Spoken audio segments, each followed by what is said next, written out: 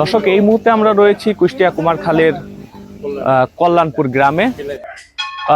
এই কল্যাণপুর গ্রামে একটি মৃৎ শিল্প প্রতিষ্ঠান গড়ে উঠেছে, যেটাকে মানে যার কার্যক্রম বর্তমানে অনেক বড়, বিস্তৃত এবং বিশাল।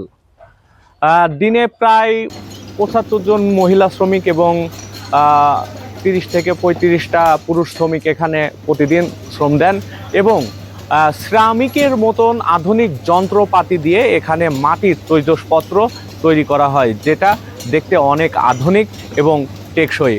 দর্শক, আমি আপনাদেরকে দেখাবো যে আপনারা দেখছেন যে এখানে এই গ্রামের যারা আছে মা খালারা, তারা কিন্তু এই তৈজসপত্রগুলো তৈরি করেন নিপুণ হাতে এবং এইগুলাই তারা পরবর্তীতে বিক্রির জন্য একদম প্রস্তুত করে ফেলেন। এখান থেকে দেশের বিভিন্ন স্থানে প্রতিদিনই বিভিন্ন ধরনের তৈজসপত্র চলে যাচ্ছে, মাটির ব্যাং থেকে শুরু করে খাবারের প্লেট পর্যন্ত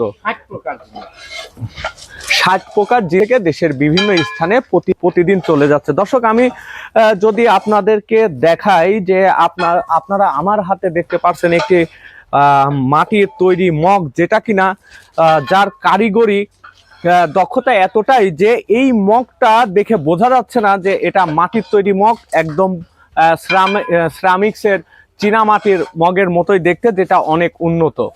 তবে আমাদের দেশ ছাড়া যদি বহির্বিশ্বেও এটা রপ্তানি করা যেত, তাহলে সেই ক্ষেত্রে হয়তোবা আমাদের এই মৃৎ শিল্পর প্রসার আরো পরিমাণে ঘটতো। দর্শক, বিস্তারিত নিয়ে আরেকটি দিন হাজির হব। এতক্ষণ আপনাদের সাথে ছিলাম আমি আরিফিন সাগর।